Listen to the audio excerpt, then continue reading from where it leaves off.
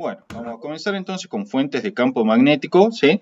Como el mismo nombre lo indica, las fuentes de campo magnético van a ser los sistemas o dispositivos que se van a encargar de producir los campos magnéticos. Partamos de las bases que nosotros hemos visto en la clase anterior, que es que los campos magnéticos se originan a partir de una carga o bien un conjunto de cargas que están en movimiento, ¿sí? Es fundamental, el campo magnético solo se genera a partir de cargas en movimiento. Una carga estática, ¿sí? Como las que veíamos al principio de la materia, no generan campo magnético si están en reposo. Ahora bien, cuando esas cargas comiencen a moverse, van a generar campos magnéticos. Indicado eso, el primer caso que vamos a ver es el campo producido por una carga en movimiento y, ojo, bajo una hipótesis que es importante, a velocidad constante. Esto que vamos a ver solo vale cuando la carga se mueve con un vector de velocidad que es constante. De lo contrario, las ecuaciones que vamos a ver no se verifican. Bueno, resulta que experimentalmente, ¿sí?, se encuentra lo siguiente. El campo magnético B, acuérdate que lo denotamos con B, ¿sí?, es una magnitud vectorial, producida por una carga eléctrica Q, que se mueve con velocidad constante B, viene dado de la siguiente forma. Ese campo magnético es mu0 sobre 4pi, por Q, la cual va con signo, si la carga es positiva va positivo, si es negativa va negativo, por el vector de velocidad B, multiplicado vectorialmente por el versor R y dividido sobre R cuadrado. ¿Qué es cada cosa? El versor R es un versor que va desde la posición de la carga, que es lo que se llama el punto de fuente, hacia el punto de campo P, en donde queremos calcular o evaluar el campo magnético producido por esa carga. Y R, que aparece aquí abajo, es la distancia que existe entre la posición de la carga, es decir, el punto de fuente, y el punto de campo en donde vamos a evaluar ese campo magnético. Bueno, acá está explicado, ¿sí? El versor R, como todo versor, como ya sabes de álgebra, es el vector posición R multiplicado por el escalar 1 sobre módulo de R. ¿Qué es el vector R? Es el vector posición del punto de campo respecto de la posición de la carga. Ahora vamos a ver, acá creo que está el dibujito. A ver. Sí, aquí está. Aquí se ve clarito, ¿sí? El vector R, fíjate que es este vector acá que lo voy a enfatizar ahora. Vamos a bajarle el espesor, ¿sí? Para que quede, esto quedó subidísimo. Ahí está. Bueno, el vector R, que lo voy a enfatizar ahí a continuación, es este vector, es decir, es el vector que va desde la fuente, que es la carga, ¿sí?, hacia el punto de campo P, donde queremos evaluar el campo magnético producido por esa carga, ¿sí? Por otro lado, fíjate que el versor R, que está aquí indicado, ¿sí?, en negro, ese de ahí, es, como decíamos, un vector unitario que va desde la posición de la carga, que es el punto de fuente, hacia el punto de campo P.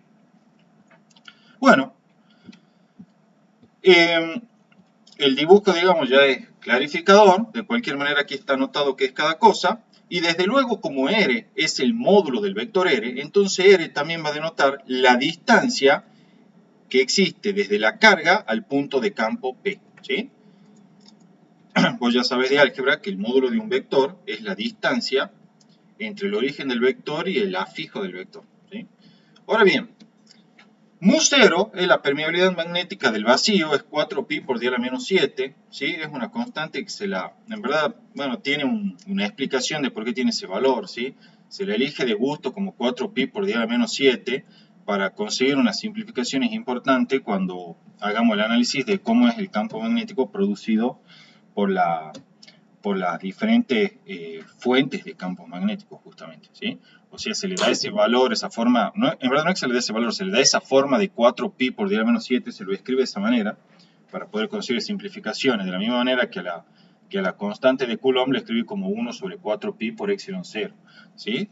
Las constantes son constantes físicas, obviamente, pero se las adopta, se las representa de una forma matemática especial con el fin de conseguir ciertas simplificaciones. ¿Y Gaby? Sí. ¿Ese 4pi del mu sub 0 lo puedo cancelar con el 4pi de la ecuación Sí, por del campo? supuesto. De hecho, por eso es una de las razones por las que se lo expresa así el mu0 en términos de 4pi y todo esto, Ah, de bueno. ¿sí? Bueno, de hecho la constante de Coulomb la escriben 1 sobre 4 pi por epsilon 0, o sea, justamente ahí definen el epsilon 0, de manera tal que la constante de Coulomb se la puede escribir como 1 sobre 4 pi por epsilon 0, para que cuando vos apliques la ley de Gauss, que muchas veces implica superficies esféricas, ¿sí?, donde aparece el 4pi, se puedan simplificar fácilmente y resolver con relativa sencillez matemática los problemitas, Ah, ¿sí? de una, Sí, de sí, una. el epsilon 0 y el mu 0 se lo fija así. Obviamente está la constante física que se demuestra o se obtiene experimentalmente, pero a los mu 0 y el epsilon 0 son como una especie de artificio matemático para poder expresar esas constantes de forma conveniente para trabajarlas fácilmente en forma matemática, ¿sí? Claro. Bueno, a continuación, dice, se muestran los vectores de posición R, B, el versor R y el campo magnético y la regla de la mano derecha empleada para determinar la dirección y sentido del campo magnético. Bueno, dice, allí se observa que las líneas de campo producidas por una carga puntual que se mueve con velocidad constante son circunferencias centradas en la dirección del movimiento. Aquí está el dibujito. La carga se está moviendo, vamos a dibujarlo acá, a lo largo de esta recta que estoy enfatizando ahí, ¿sí? Esa es la dirección del vector de velocidad. Entonces, ¿cómo se aplica a la mano derecha? Pones el pulgar en el sentido del vector velocidad, que es el sentido de movimiento, y en el sentido en que se cierra la palma de la mano es el sentido de las líneas de campo magnético, suponiendo que la carga sea positiva. Si la carga es negativa, entonces el sentido de las líneas de campo magnético es opuesto, ¿sí?, es opuesto al dado por la regla de la mano derecha. La regla de la mano derecha para mí es la forma más sencilla de determinar el sentido de las líneas de campo para una carga puntual. Desde luego, ¿sí?, como vos sabés que el campo magnético tiene esta expresión así, que es mu 0 sobre 4pi por q por b vectorial versor r sobre r cuadrado, también podrías aplicar en cada punto, vamos a dibujar acá, la regla de la mano derecha para este producto vectorial, ¿sí? Lo haces para cada punto, y luego multiplicas por el escalar mu 0 por q sobre 4pi r cuadrado. Entonces, dependiendo de si la carga es positiva o negativa, el campo magnético va a tener el mismo sentido que el indicado por la regla de la mano derecha para este producto vectorial o sentido opuesto. El resultado va a ser totalmente el mismo que si aplicas directamente esta regla de la mano derecha, y en general esta es la más fácil, ¿sí? Pero fíjate desde luego que son consistentes, ¿no? Porque fíjate que si yo efectúo el producto vectorial V vectorial R, versor R acá, ¿sí? Y cerrar la palma derecha, te va a quedar, mira, lo dibujamos acá en un plano, vos tendrías la carga Q acá, positiva, que se mueve con un cierto vector velocidad así, ¿estamos? Y el versor R va hacia arriba, sí, y el versor R va hacia arriba. Bueno, fíjate que si yo le aplico la regla de la mano derecha, eso voy a hacer V vectorial versor R por el menor ángulo. Si yo pongo la palma derecha, los dedos en el sentido de B, cierro hacia el versor R y entonces el pulgar apuntará hacia afuera, indicando que el campo magnético es hacia afuera. Eso quiere decir que en el punto P, lo vamos a proyectar acá donde estoy evaluando el campo magnético, ese campo magnético es hacia afuera. Bueno, cuando yo vengo aquí al dibujito, fíjate, el campo magnético efectivamente es hacia afuera, ¿ves? O sea que son totalmente consistentes como debe ser. Vos usas una u otra dependiendo cuál te parezca más fácil. A mí hay veces que me parece más fácil esa y hay otros problemas que me parece más fácil aplicar el producto vectorial B vectorial versus R. O sea, Gaby, Sí, yo lo que hacía ayer ponerle era, o sea, agarraba la ecuación de campo magnético y la escribía todo en módulo y a la carga la ponía en valor absoluto. sí, Y de ahí, o sea, obtenía el módulo. Y de ahí me fijaba para dónde iba la corriente, apuntaba al pulgar y ahí me fijaba está el... perfecto. Sí, eso es lo más fácil que puede hacer y es lo más conveniente. Antes que ponerte a resolver analíticamente los productos vectoriales, yo también uso ese método híbrido. Calculo analíticamente el módulo y después la dirección y sentido la saco con el de la mano derecha. Pero cuando yo saque el sentido, Sí. o sea, y la carga sea negativa, ahí no me lo va a cambiar. O sea, ese sentido que yo obtengo de esa manera, ¿ya queda? O me tengo No, que fijar depende. en... Si vos, por ejemplo, vamos al caso este, ¿sí? Suponete que vos calcules el módulo. Como todo módulo va a ser siempre positivo, porque como bien has dicho vos, a la carga le va a aparecer la barra de valor absoluto. Un módulo no puede ser nunca negativo, ¿sí? Eso en primer lugar. Ahora bien, ¿qué pasa con el sentido? Pero, antes de decirte esto, te aclaro algo más. ejemplo con lo que la carga sea negativa, ponele. Si la carga fuese negativa, el módulo sigue siendo positivo, ¿sí? Eso no puede ser nunca negativo el módulo. Ahora bien, ¿qué hubiese pasado si la carga era negativa? Aplicaba de nuevo la misma regla de mano derecha. Pero como la carga era negativa, mira, vamos a aprovechar que tenemos en la computadora, el campo magnético vendría así, por ejemplo. Así. Opuesto al que aparece acá. ¿Sí? Sería opuesto. El módulo es el que vos has calculado, pero el sentido es opuesto al dado por la regla de la mano derecha. Y el pulgar apuntaría en contra de la corriente, sería, del sentido de la corriente. Bueno, en este ejemplo no hay, la corriente sería el sentido del vector de velocidad de la carga. ¿Sí? Eso. Sí, en verdad el pulgar no, el pulgar apunta siempre en el sentido del vector de velocidad, como se ve acá. ¿Sí? Siempre es así. No importa que la carga sea positiva o negativa, siempre es así. Lo que vos vas a hacer es, si la carga es negativa, una vez que ha determinado el sentido por la mano derecha, lo invertís para el campo magnético, porque la carga es negativa. Ah, bien. ¿Sí? O sea, siempre, no importa si la carga es positiva o negativa, vos el pulgar lo pones en el sentido del vector velocidad. Cerrás la palma derecha y si la carga es positiva, listo, ese del dado por la mano derecha, el sentido ese es el del campo magnético. Si la carga es negativa, entonces opuesto al que obtenés por la mano derecha. Pero siempre el vector velocidad va en el sentido, siempre el pulgar va en el sentido del vector de velocidad. ¿Sí? Bien, sí. Algunas observaciones importantes son las siguientes. El módulo del campo magnético se calcula según la propiedad de módulos de producto vectorial, como ya dijimos, mu0 sobre 4pi por el módulo de Q por el módulo de B por el seno de phi sobre r cuadrado. En verdad debería aparecer el módulo del versor R, pero ya sabes que es 1 porque es un vector unitario. Phi es desde luego el ángulo entre el vector de velocidad y el versor R. ¿Sí? En el dibujito, ahí está bien enfatizado, ese es el ángulo phi, ¿sí? El ángulo que existe entre el vector velocidad y el versor R. Ahora bien, algunas observaciones importantes, desde luego. De lo anterior se concluye que el campo magnético va a ser cero en aquellos puntos sobre la línea de movimiento. Pues para esos puntos el vector de velocidad y el versor R son paralelos y por lo tanto el ángulo de phi es igual a cero. Acá está el dibujito. Fíjate, el vector de velocidad ocurre hacia la derecha, ¿sí? Está indicado acá en rojo. El punto de campo también está inmediatamente a la derecha. Y por lo tanto el versor R, que va desde la carga en movimiento hacia el punto de campo, es paralelo al vector velocidad. El ángulo que forman es cero y por lo tanto el campo magnético allí producido es cero.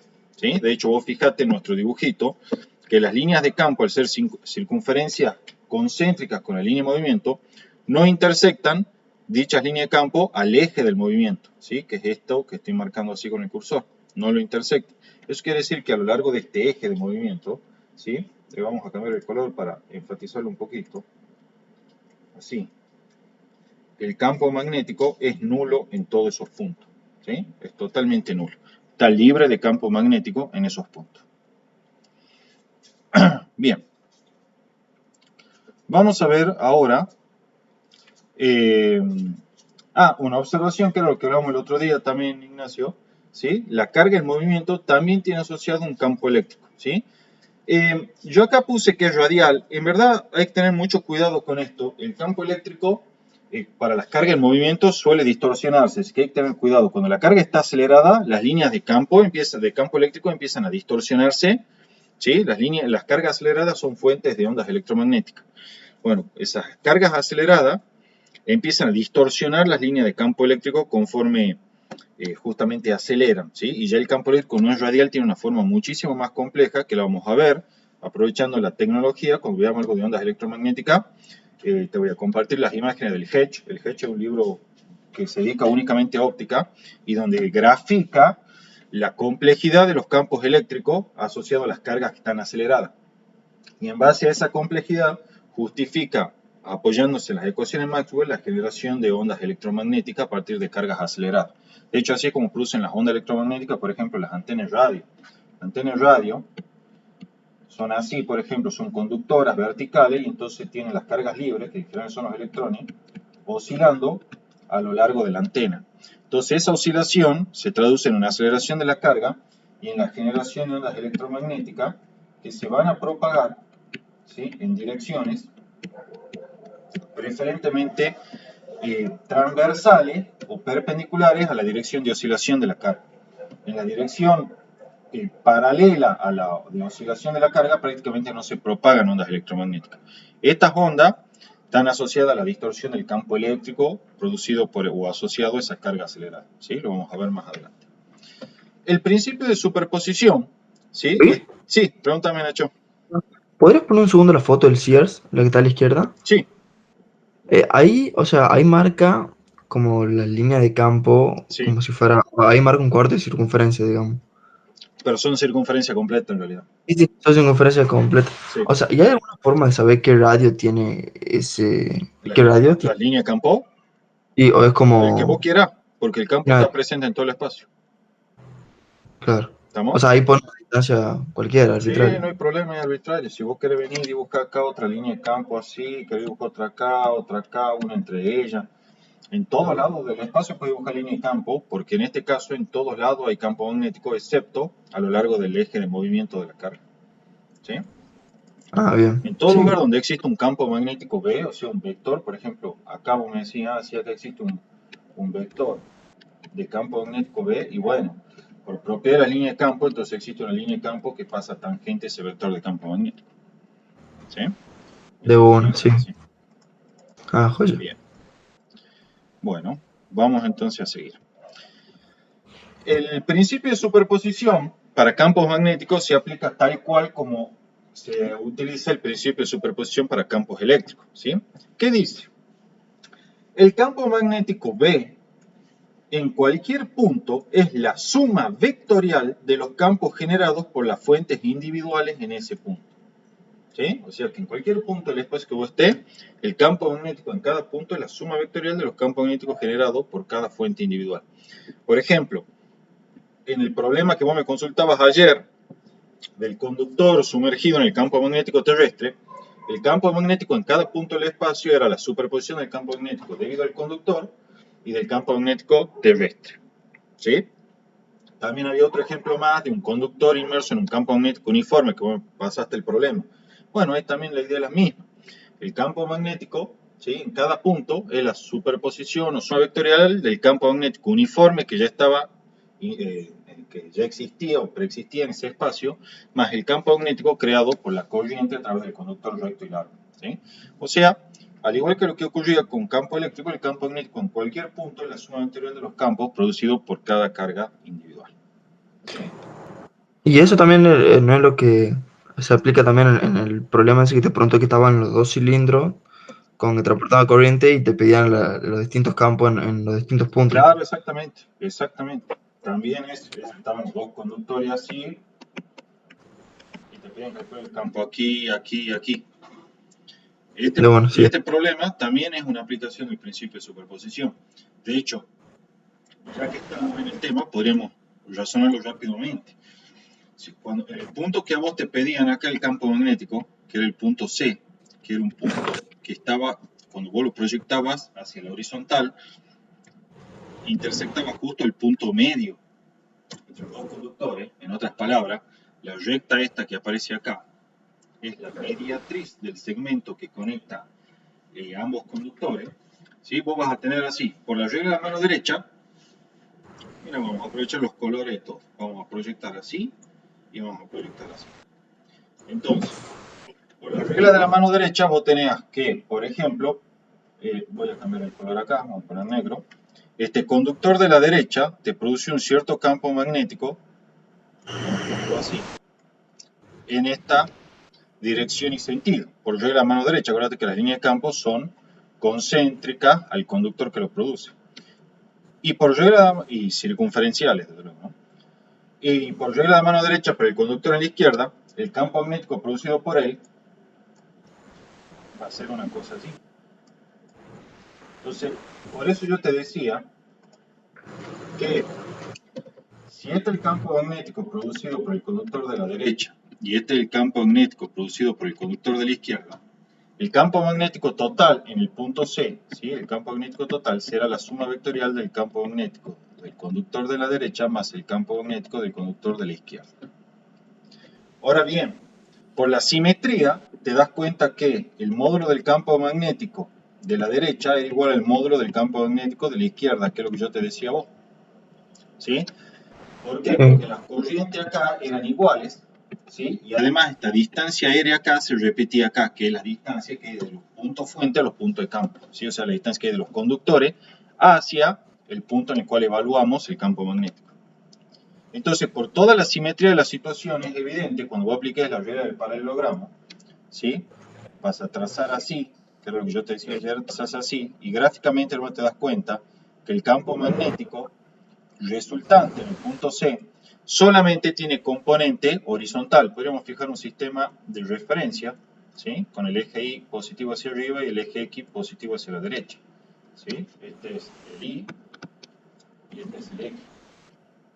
Entonces, en ese contexto va a tener que el campo magnético resultante, vectorialmente hablando, es, si este es un ángulo que lo vamos a llamar, por ejemplo, θ, ¿sí? Será menos dos veces el módulo del campo magnético de la derecha o el de la izquierda, que cualquiera pues son iguales, por el coseno de θ versor I. Y esa es la expresión vectorial del campo magnético en el punto C. No tiene componente en I, porque por simetría los componentes en la dirección I se cancelan de a pares, ¿sí? Desde luego, ese ángulo θI se repite acá, por propiedad de triángulo, ¿sí? Claro. Entonces vos tenías esta distancia así, que creo que ponerle que la llamemos A, y tenías esta distancia aquí que es B, ¿sí? Y bueno, y el R que entonces va a ser, obviamente, la raíz cuadrada de A cuadrado más B cuadrado, pues forma un triángulo rectángulo, ¿sí? Hemos dicho que esto era una mediatriz, entonces forma un ángulo recto ahí. Bueno, listo, ya esto es trigonometría, es matemática de la primaria, o de la secundaria, a lo sumo, ¿sí? Entonces ya hace la sustitución y queda resuelto este problema. Aún si vos no te hubieses dado cuenta que por la simetría se cancelaban las componentes en la dirección Y, te ibas a dar cuenta solo, porque vos ibas a decir, bueno, el campo resultante será la componente en X del campo de la derecha más la componente en X del campo de la izquierda, ¿sí? Todo esto versor Y, más la componente en Y del campo de la derecha más la componente en Y debido al conductor de la izquierda, y esto era versor J. Bueno, cuando vos escribís, que vamos a poner, este es el ángulo θ de nuevo por simetría. Entonces, cuando vos escribís las componentes, vas a tener que la componente en I asociada al conductor de la derecha es el módulo del conductor, del campo magnético del conductor de la derecha, por el seno del ángulo θ. Mientras que la componente en I del conductor de la izquierda es el módulo del campo magnético, que también lo puedo poner como el de la derecha, porque total tiene el mismo módulo, por el negativo del seno de θ, porque apunta en la dirección del eje Y negativo. Entonces, cuando sumes estas dos componentes, ¿sí? Todo esto que está acá se te anula, se te hace cero, y entonces todo este término de acá se anula y sobreviven solamente las componentes en la dirección del eje X. ¿Sí? Era algo que, como te digo, te dabas cuenta solo por simetría, pero aún si no lo ves por simetría, los métodos analíticos te van a hacer ver que se cancelan de a pares. ¿Sí? Sí, ¿Entendido? pero David, Sí, o sea, ahí sí, o sea, como con las ecuaciones sí, sí lo entiendo. sí. Pero es como que físicamente, ¿qué pasa? Porque, o sea, el punto es como que está en el medio y los dos conductores tienen la misma corriente y el mismo sentido. ¿Y por qué sería que se desplace hacia la izquierda? No, es por la simetría de la situación, digamos, no es porque por otra cuestión. Si vos le aplicas la regla a mano derecha al conductor de la izquierda, lo pone el pulgar saliendo de la pantalla, ¿sí? Cerrá la palma derecha y te va a quedar, vamos a tratar de dibujarla acá con otro color, ¿sí? Te va a quedar que se produce, justo he elegido uno que es muy parecido al, acá un cacho que busca el verde, Encima hay millones de colores. te va a quedar una línea de campo magnético así asociada al conductor de la izquierda. Entonces, en este punto, el campo magnético, ¿sí? Viene así. Ah, ya. Yo acá le Sí, puse sí. mal, en verdad está el campo magnético del conductor de la izquierda, no de la derecha, ¿sí? Y este es el de la derecha, no el de la izquierda. Eso es lo que pienso a veces, cuando estoy dando clases, tengo ese problema yo, que siempre estoy pensando adelantado lo que voy a explicar a continuación y me falla el subconsciente. Lo mismo cuando trazas la línea de campo, ¿sí? Para el conductor de la derecha te queda este en verde, entonces cuando llegue a este punto de acá, el vector campo magnético de la derecha es tangencial a la línea y es ese que está ahí. ¿Sí? Ya, ahora sí. ¿Estamos? No, está bien la Ahí. pregunta, porque yo eso a veces... eh, por eso a mí me gusta dar las clases en vivo, porque yo a veces doy por sentado, por sabido algunas cuestiones, Claro, como yo hace 30 millones de años que vengo leyendo sobre esto, ya ni me molesta en hacer esto, ya es como evidente, entre comillas. Pero es verdad, Claro. pues, cuando ustedes digamos que recién ahora lo están conociendo, yo tendría que hacer esa salvedad No, de no, explicar. estaba bien, nada más que se me había mezclado cuando que hay un problema igual, nada más con caras puntuales. Ah, Y ahí sí pasa eso de que si depende del signo te va a quedar ahí, se me ha claro, confundido. exacto. Bueno, acá no Mm, depende del signo, Pero sino bueno, ahí ya lo vi. Oye, sí, sí, sí, sino del sentido de la corriente. Acá sí, con otro sentido de la corriente tendrías otra situación. Por ejemplo, mira, para no entorpecerlo tanto el dibujo, podrías haber tenido esta corriente, ponle que siga saliendo, pero hagamos que esta corriente entre. Entonces, cuando yo le aplico la regla de la mano derecha, por ejemplo, a esta línea de corriente de acá, ¿sí? Bueno, a tener, por ejemplo, en este punto de aquí, un campo magnético que va a ir, como la línea de campo, por la regla de la mano derecha va así. Entonces el campo magnético de esta será así. Este será el campo magnético producido por el conductor de la derecha. Y si hago lo propio, pero para el conductor de la izquierda, entonces bueno, vamos a tener una circunferencia así, que se cierra en este sentido de acuerdo a la regla de la mano derecha. Entonces, cuando yo trace la tangente acá, esto vendrá así. Entonces, fíjate que el efecto que tiene, este será el campo magnético de la izquierda, por simetría, si suponemos que estamos en las mismas condiciones simétricas que en el problema anterior, fíjate que ahora lo que va a ocurrir es que se van a cancelar las componentes horizontales y solamente van a sobrevivir las componentes verticales, dando origen a un campo magnético resultante hacia arriba, o sea que tiene solo componente vertical, y donde la componente o la expresión vectorial de ese vector resultante B que va a aparecer acá, que insisto es la suma del campo magnético de la derecha más el campo magnético de la izquierda, será igual a dos veces el módulo del campo magnético producido por los conductores individuales, ¿sí? Podemos poner de la derecha o izquierda, porque son iguales, ¿sí? Por, desde luego, el seno del ángulo θ que formarán, ¿sí? Esto es el ángulo θ, ¿sí? Y acompañado del versor J, suponiendo que hayamos elegido el eje Y positivo hacia arriba y el eje X hacia la derecha. ¿Sí? Entonces se te cambia la simetría, pero la idea es esencialmente la misma. de bueno, sí, ahí está más que bien. Buenísimo, Gracias. de nada, Nacho. Bien, pasemos ahora entonces a estudiar el concepto de la ley de Biot-Savart. La ley de Biot-Savart establece que el campo magnético infinitesimal diferencial de B, esta es una diferencial física, producido por un segmento infinitesimal que transporta corriente es, bueno, acá está la expresión vectorial, diferencial de B es igual a mu0 sobre 4pi por I por diferencial de L, vectorial versor R sobre R cuadrado, donde I es la corriente medida en amper, dl es un vector longitud infinitesimal, ¿sí? Su módulo es la longitud del segmento infinitesimal, o sea, el diferencial de L, y su dirección y sentido es el de la corriente convencional en el elemento. R, desde luego, la distancia que hay desde el elemento de corriente, que es el punto fuente, hacia el punto de campo P, donde calculamos el diferencial de campo magnético de B. Y el versor R es un versor que va desde el punto de fuente, que es el elemento de corriente, hacia el punto de campo. Acá se ve, no perdamos demasiado el tiempo, cómo está la configuración. Acá está el elemento de corriente con longitud diferencial de L. El vector diferencial de L también aparece indicado, tiene el mismo sentido que la corriente convencional. En verdad, cuando hablamos del sentido de la corriente, acuérdate que en verdad sería el sentido del vector densidad de corriente, ¿sí? Pues la corriente es un escalar, no tiene sentido. Y tenemos el versor R que va desde el punto fuente, que es el elemento de corriente, hacia el punto de campo P, ¿sí? Y desde luego aparece el vector R, que es el vector posición del punto P respecto del elemento de corriente. Bueno, aquí se ve también que la regla a mano derecha y las líneas de campo son totalmente análogas al de una carga en movimiento a velocidad constante. Eso se explica fácilmente porque si lo lees en el CIER vas a ver que el CIER obtiene la expresión de la ley de Biot-Savart a partir de la expresión para el campo magnético de una carga. ¿Sí? Es decir, lo que hace el CIER es considerar a este elemento de corriente como una única carga Q, ¿sí? Que se mueve con velocidad de deriva V sub D. La magnitud de esa carga Q es igual a la magnitud de carga total encerrada dentro del elemento de corriente. De allí que sea todo tan parecido.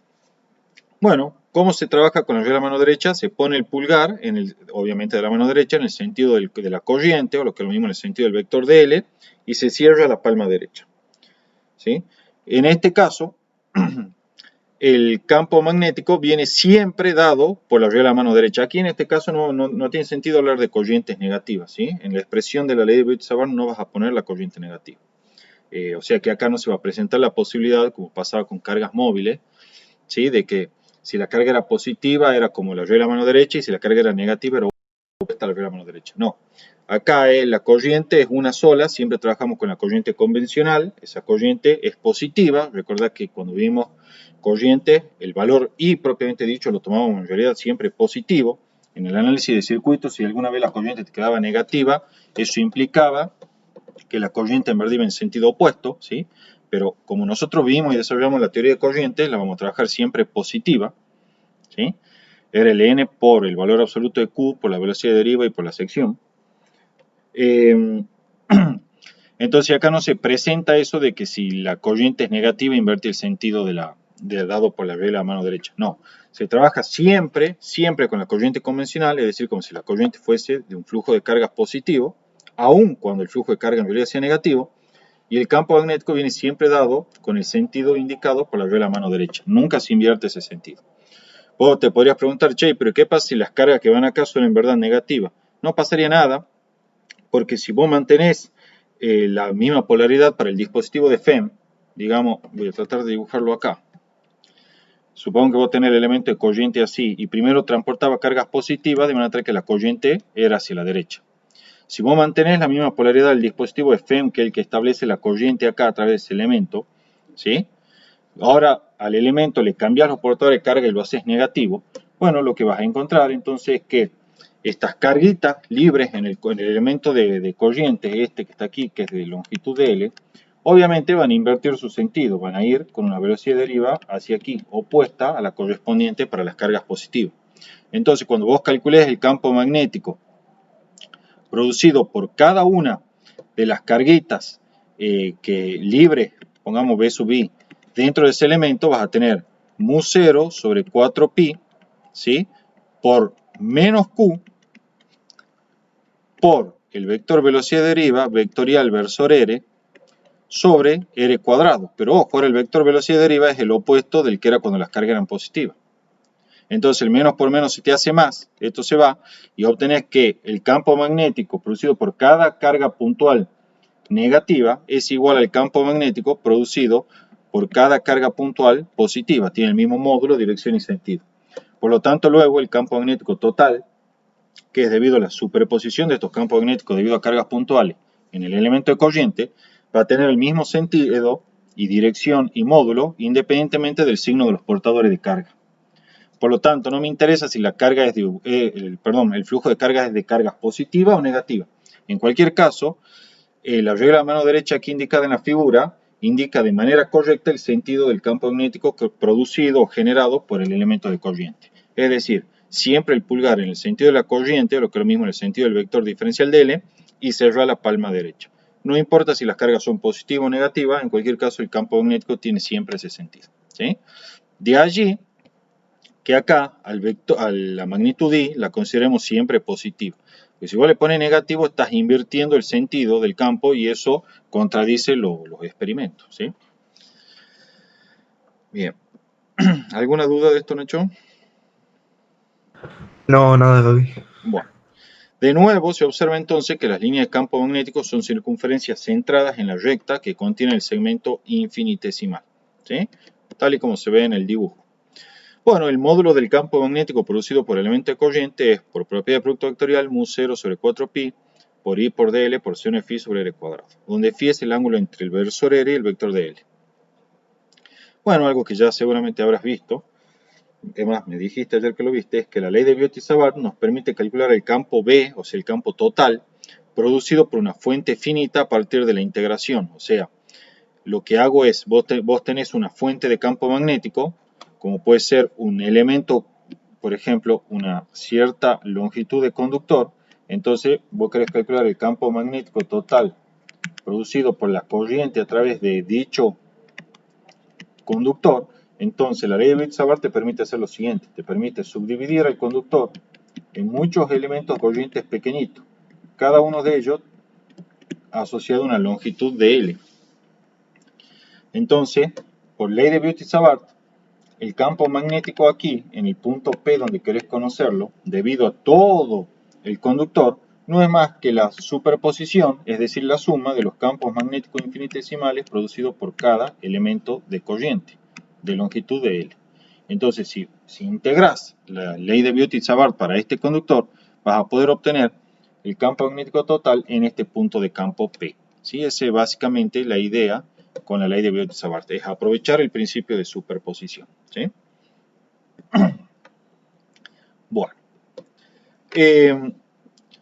Ahora bien, la fuerza entre conductores que transportan corriente, hazme acordar, Nacho, lo vamos a ver directamente en un ejercicio. ¿Sí?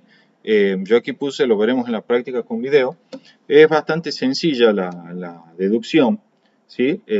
La idea es que veas cómo interactúan los conductores paralelos entre sí y en base a eso, con los conceptos que ya tenemos, determinar, ¿sí?, la expresión para la fuerza de atracción o de repulsión que experimentan dos conductores rectos, largos y paralelos cuando circulan corriente a través de ellos dos.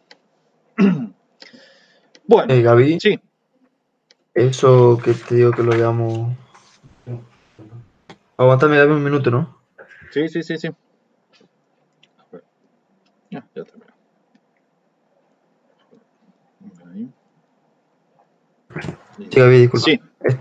No, te decía eso que lo vemos cuando, serio. O sea, Cuando vos quieras, mira, además, si querés lo desarrollamos ahora, yo no tengo ningún tipo de problema. no, o sea, no Porque es hay problema. corto, no me cuesta nada explicarlo, es corto. Yo lo iba a explicar directamente con algún problema, así, para que vos resuelvas, pero lo vemos, mira, es muy sencillo el concepto. Lo veamos de paso, si quede completa la clase. Mira, vos tenés dos conductores, ¿sí?, rectos y largos.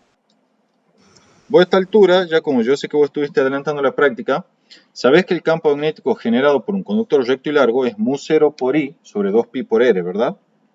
Entonces, Sí. fíjate lo que vamos a hacer. Esos son los dos conductores recto y largo. Por este conductor va a circular una cierta corriente, que va a ser esta corriente I que estoy marcando acá. ¿Sí? Y por ahora yo voy a hacer el caso en el que los dos conductores tienen, ¿sí?, el mismo sentido de corriente. Te voy a dejar como ejercicio a vos que hagas el caso en el que los conductores tienen sentido de corriente diferente.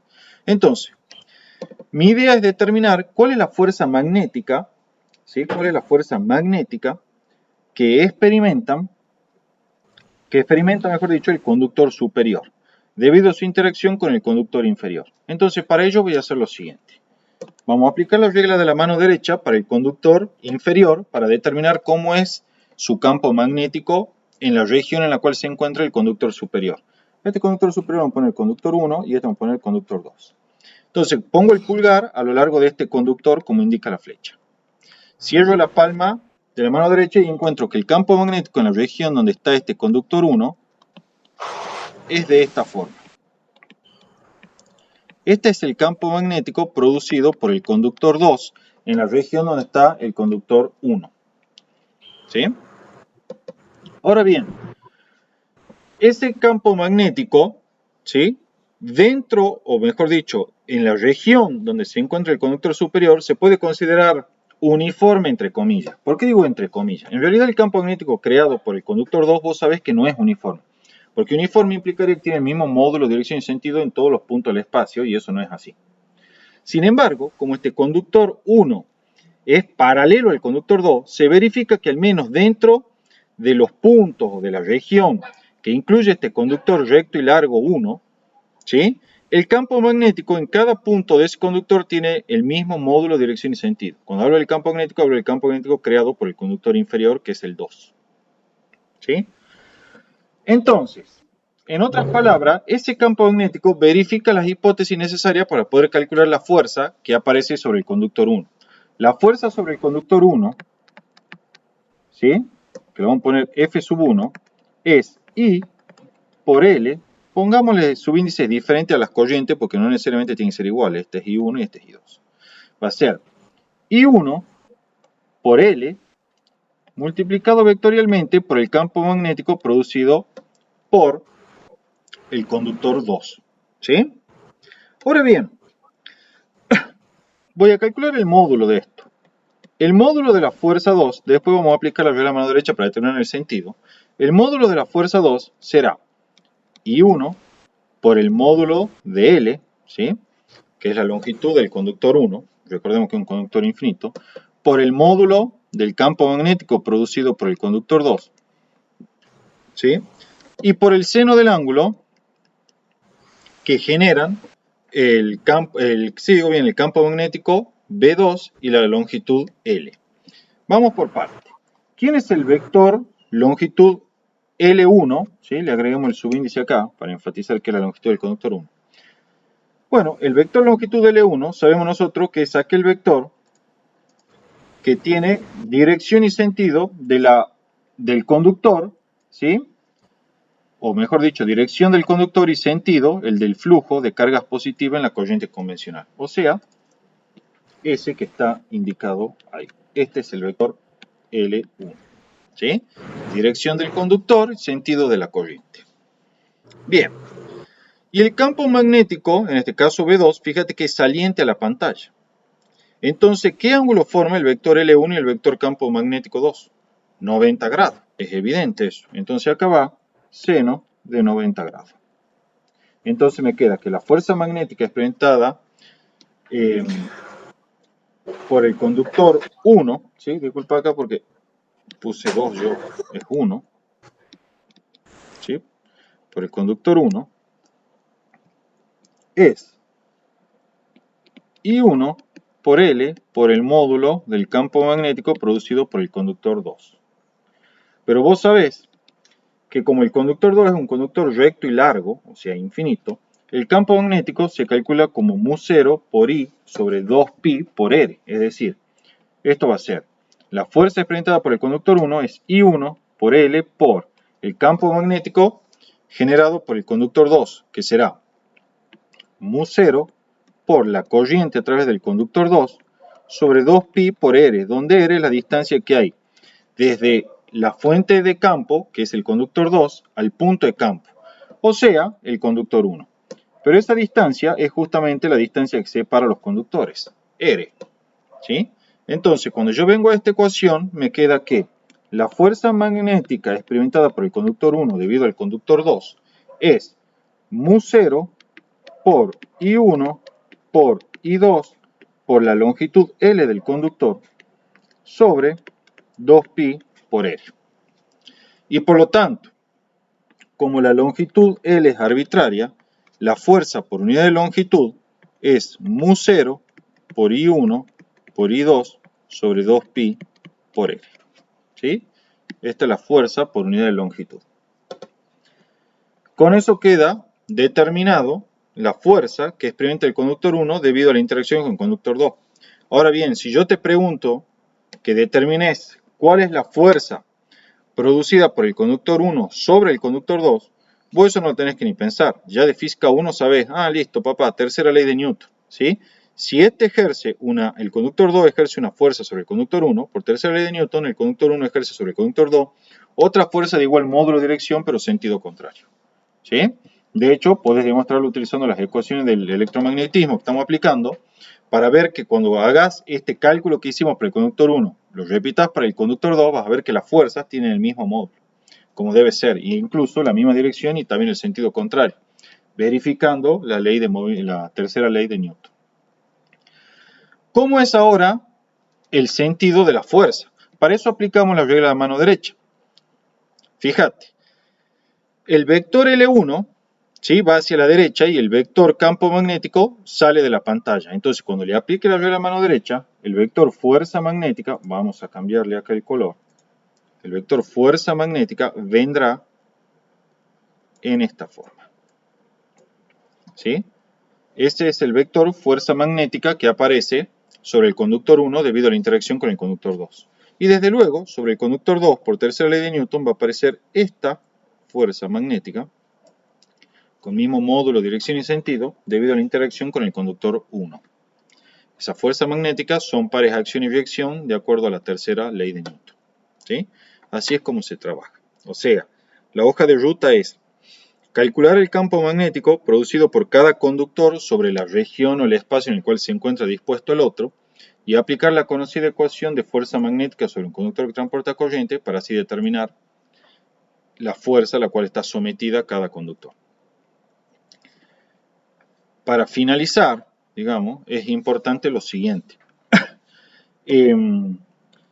Si los conductores tienen corrientes I1 e I2 con igual sentido, entonces resulta que los conductores se atraen. Y si los conductores tienen corrientes I1 e I2 con distintos sentidos, con sentido opuesto, bueno, entonces se repelen. ¿Sí? Acá se ve clarito que cuando los conductores tienen el mismo sentido de circulación de corriente, las fuerzas son de atracción. ¿Sí? Bueno, cuando tienen sentido opuesto, las fuerzas son de repulsión. También es importante destacar que cuando nosotros calculamos la fuerza magnética total sobre este conductor, solo calculamos aquella fuerza asociada a la interacción con el conductor 2. ¿Por qué?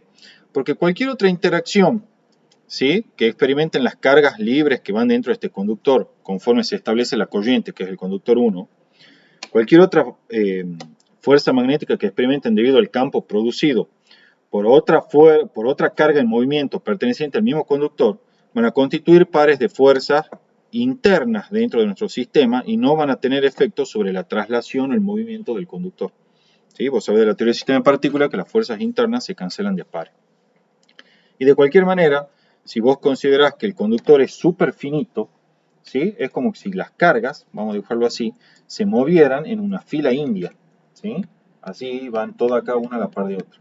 Entonces, vos sabés que estas cargas no producen entonces campo magnético en la posición de la carga adyacente y recíprocamente. Por lo tanto, no serían capaces siquiera de producir ni siquiera fuerzas internas entre ellas, ¿sí?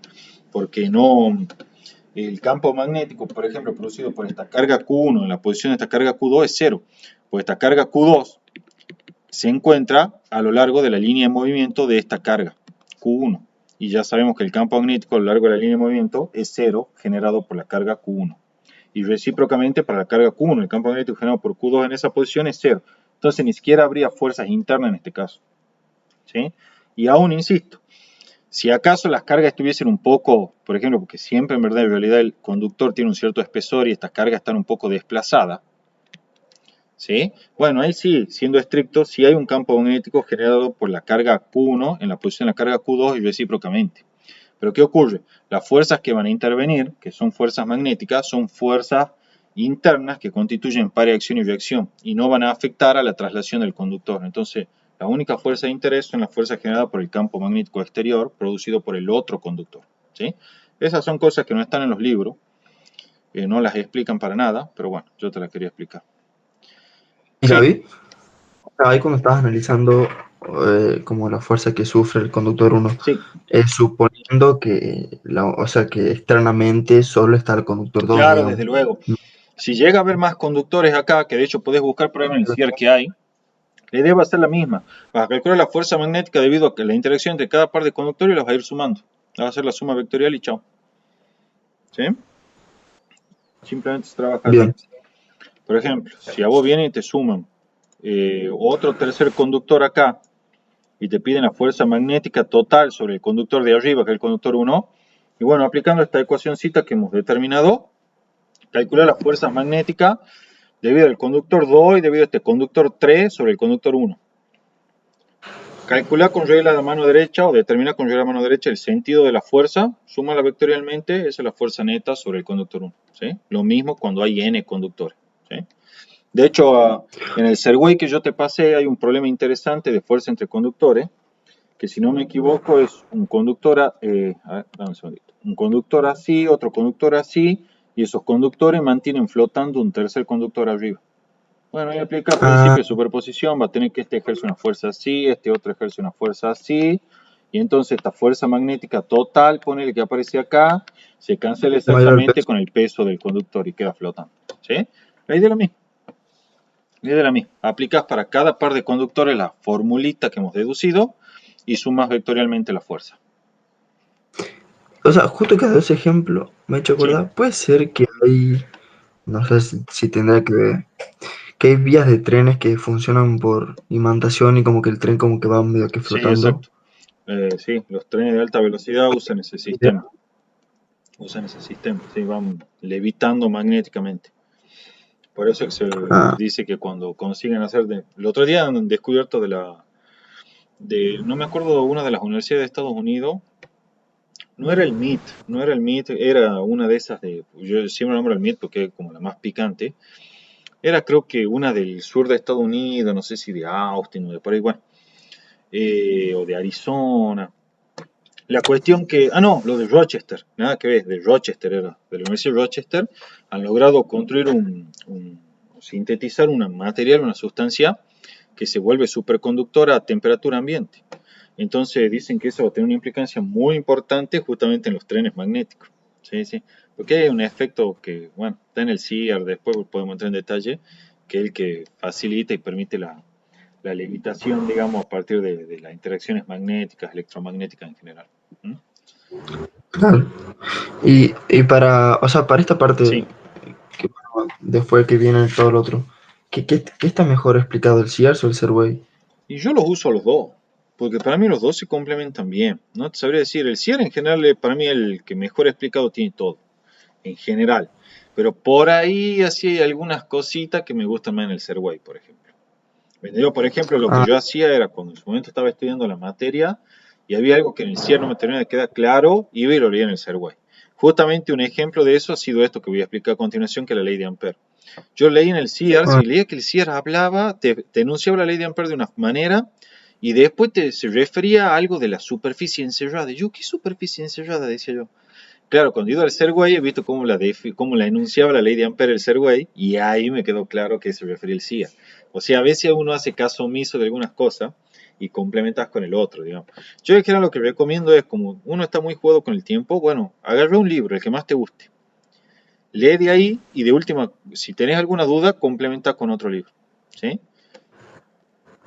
bien, Simplemente eso. Pues si no, si querés leer 10 libros, no te van a dar los tiempos. Lamentablemente así. bien. Ah, yo te Sí, preguntaba porque por ahí capaz que este tema, o hay temas que capaz que no estaba re no, mal los explicado y dos no. generalmente están, es más, son calcados los dos. Yo siempre me río de eso, que son calcados, parece que se han copiado, digamos. Dicen lo mismo, expresan lo mismo, dan a veces hasta los mismos ejemplos.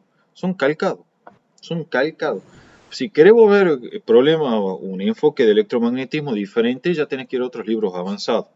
Como por ejemplo el RITS. El RITS es un libro que yo lo leo a veces, pero ese ya se pasa de rosca, digamos, es hiper mega matemático. Si yo te muestro cómo el RITS enuncia la ley de Biot-Savart, se te cae la paletilla, digamos. Eh, sí, es tremendo.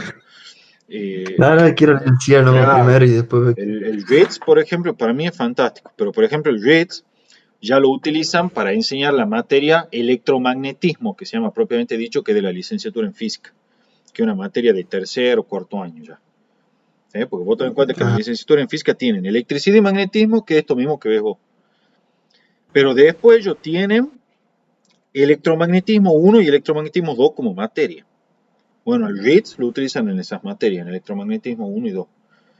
Pero es fantástico, ¿no? Ahora te manda así, no tiene ningún tipo de drama así, por el teorema de Gauss-Ostrogradski, pum, así, por el teorema del rotacional de no sé qué, pum, así, no tiene ningún tipo de escrúpulo en mandarte la o ecuación. después. Sí, sí, pero es buenísimo el libro, es muy bueno. Sí, sí. Yo he estado buscando para comprar original y no lo consigo, no lo puedo encontrar.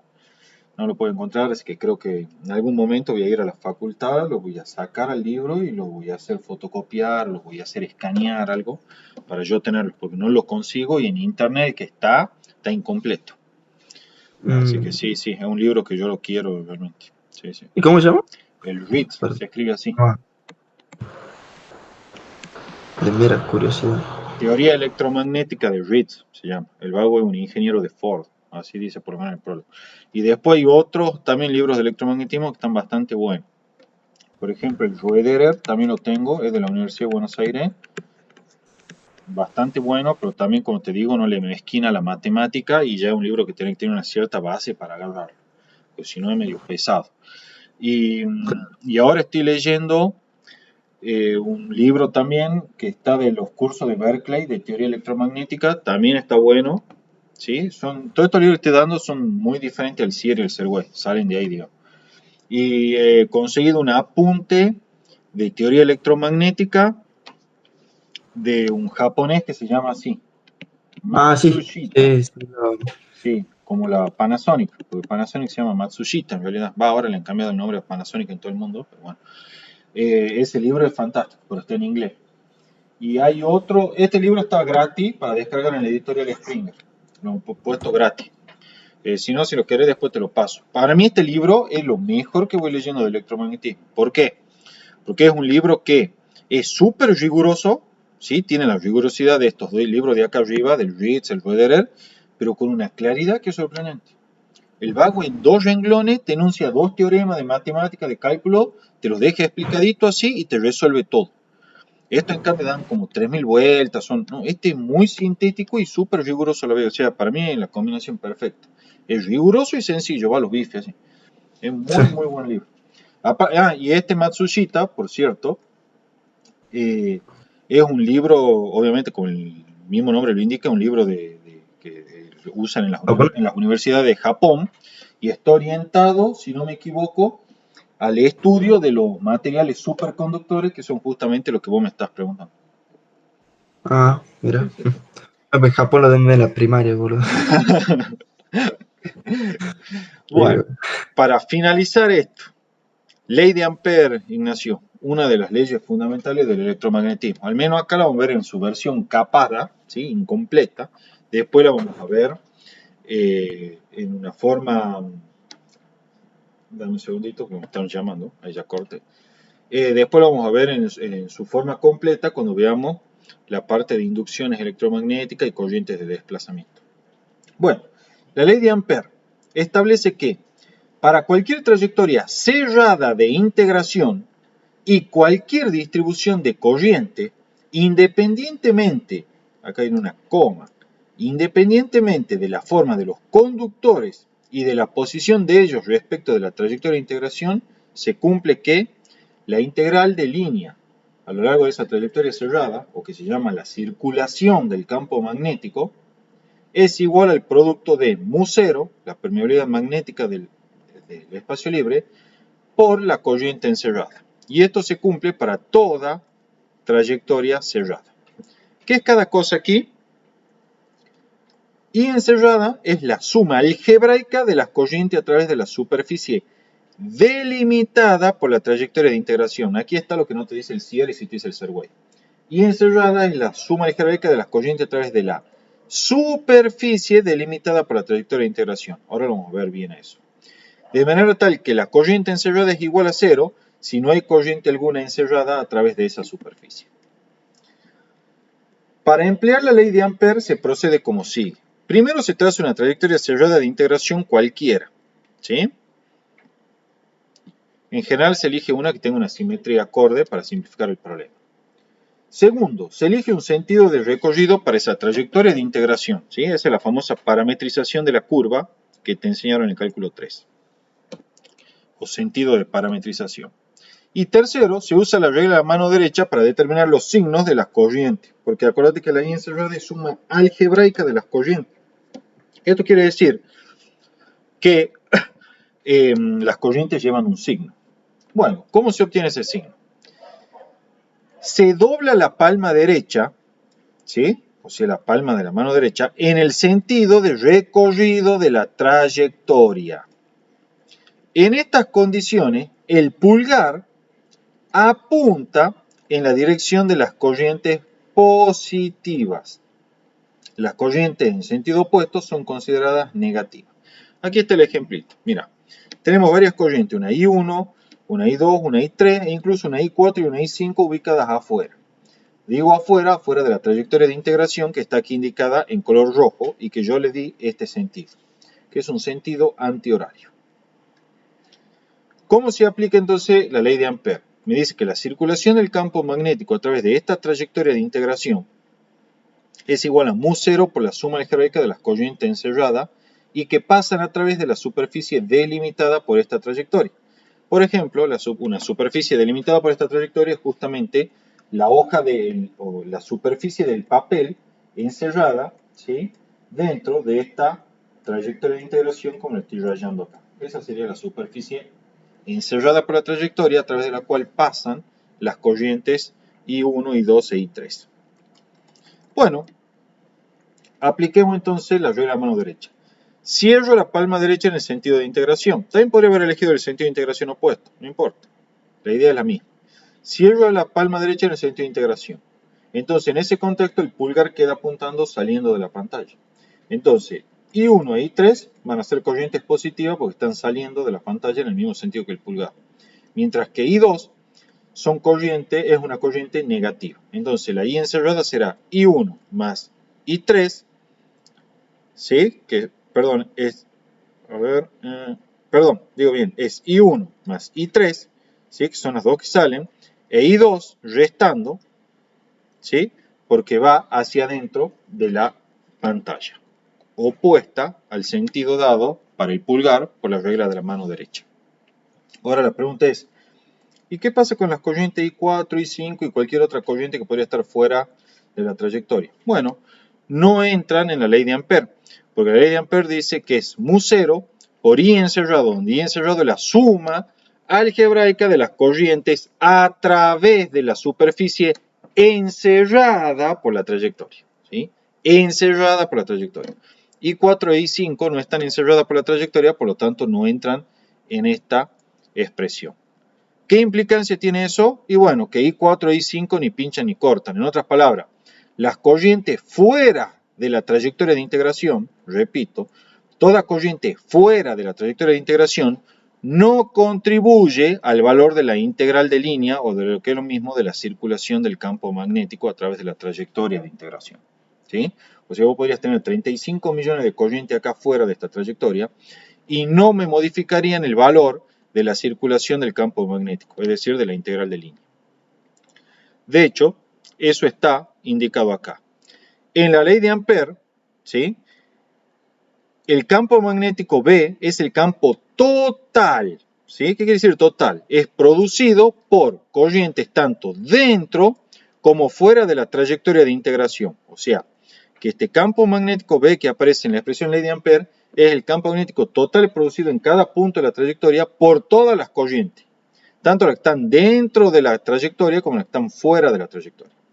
Sin embargo, las corrientes que están fuera de la trayectoria no contribuyen al valor de la integral de línea. O sea, sí contribuyen al valor del campo magnético total, pero no contribuyen al valor de la integral de línea. O sea, contribuyen al campo magnético total, pero no modifican, ¿sí?, o no contribuyen al valor de la circulación del campo magnético.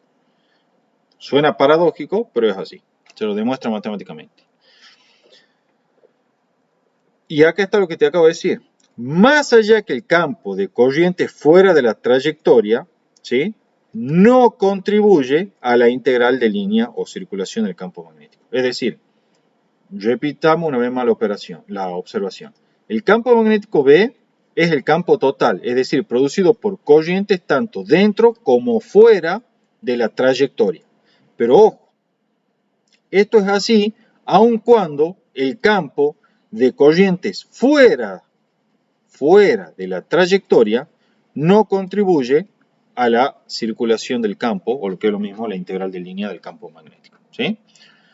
Eso lo aclaro porque es un error muy común, ¿sí? Yo siempre lo indico y lo terminan cometiendo igual al error.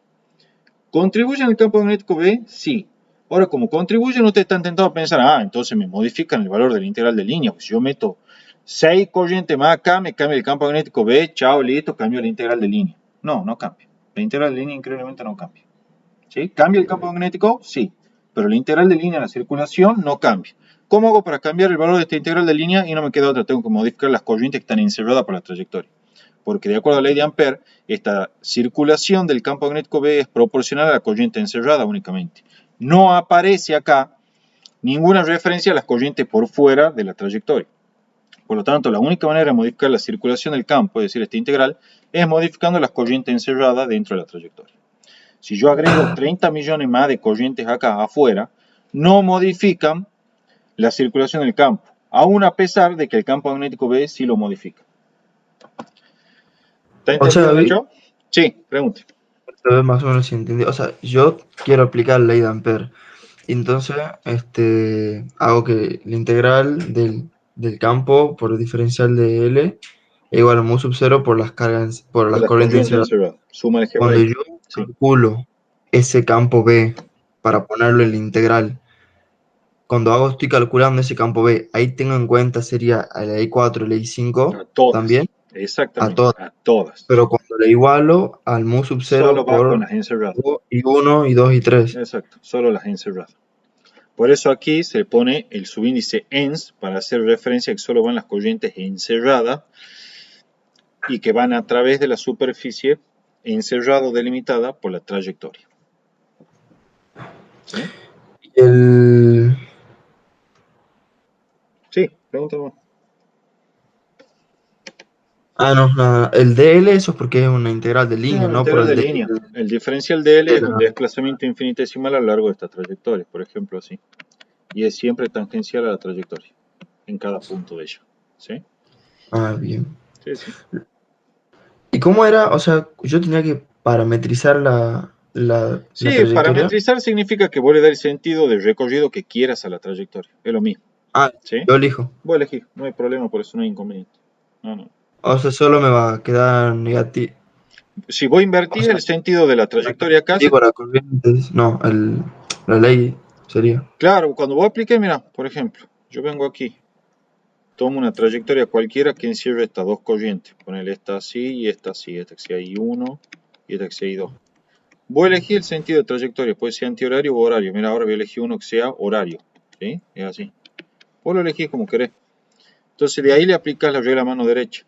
Cierro la palma en el sentido de parametrización, que en este caso es horario. Entonces el pulgar apunta hacia dentro de la pantalla. Entonces cuando haga la I encerrada, va a ser la I2 va positiva y la I1 va negativa. ¿Sí? Si vos le hubieses cambiado el sentido, por ejemplo, mirá, uso el azul, y digo, no, mirá, para mí tiene que tener este sentido, cuando apliques la regla a mano derecha, te va a quedar que el pulgar apunta hacia afuera de la pantalla. Entonces, en este caso, para la parametrización en azul, te hubiese quedado I1 positivo e I2 negativo. Y ¿Sí? o sea, independientemente del sentido que yo elija, suponiendo que yo elijo un sentido cualquiera y me queda que el encerrado es negativo, ¿eso me está indicando que elegí mal o simplemente me No, quedó está negativo y perfecto, no hay lo puse problema ahora por sí? eso. No, no hay problema, no vas a tener ningún tipo de inconveniente. Lo que vas a tener que darte cuenta en todo caso, cuando resuelvas la integral de línea, ¿sí? Es que obviamente, como ya sabes vos, el diferencial de L va en el sentido de parametrización. O sea, por ejemplo, si vos elegís la parametrización en azul, el de L va así. Mientras que si elegís Ah, la parametrización en verde, el de L ¿cómo va? Así. y ya me va a quedar acorde a lo que me dé la Claro, otra. exactamente. El campo Ah, magnético en cualquier caso va a ser el mismo, o sea, porque si no cambia la distribución de corriente va a ser el mismo. Entonces, por ejemplo, el campo magnético, ponele que venga así. Bueno, si elegí la parametrización en azul, el producto escalar de B escalar de L, ¿sí? Este B escalar de L va a ser directamente el módulo de B por el módulo de L. Por decirte algo, ¿sí? Suponiendo que haya una cierta simetría circular o circunferencial. Mientras que, si querés en general, le podemos poner por el coseno de phi, donde phi es el ángulo entre B y DL, ¿sí? Pero este claro. coseno de phi va a ser mayor que 0, porque es un ángulo agudo. Pero si vos en cambio haces ahora para el caso en el verde, donde DL, fíjate, es como antiparalelo al campo magnético B indicado en naranja, y bueno, cuando hagas para el caso en verde, vamos a dibujarlo acá, ¿sí? La circulación del campo va a tener B escalar de L, pero ojo, ahora forman B por DL por el coseno de ese ángulo phi, pero ahora como son antiparalelos, forman un ángulo obtuso, el vector B del campo magnético, esto va a ser entonces menor que 0 y se te cambia el sentido de la integral. ¿Sí? Entonces, no importa cómo vos multipliques, cómo orientes o parametrices esta trayectoria, total a los fines prácticos es como si hubiese multiplicado por menos 1 miembro a miembro. ¿sí? No te va a cambiar en nada y lo mismo va a sacar el mismo valor de campo magnético y todo correcto. ¿Sí? De una. Solo que te tenés que Sí. dar cuenta de eso. Ya cuando hagamos unos ejercicios vas a ver. ¿Mm? Bien. Bueno, ¿tenés Sí. alguna duda de esto, Nacho? ¿Algo más quieras preguntar? No, no. ¿Estamos Por ahí? ahora no. Bueno, listo, Nacho. Queda terminada entonces la clase de hoy.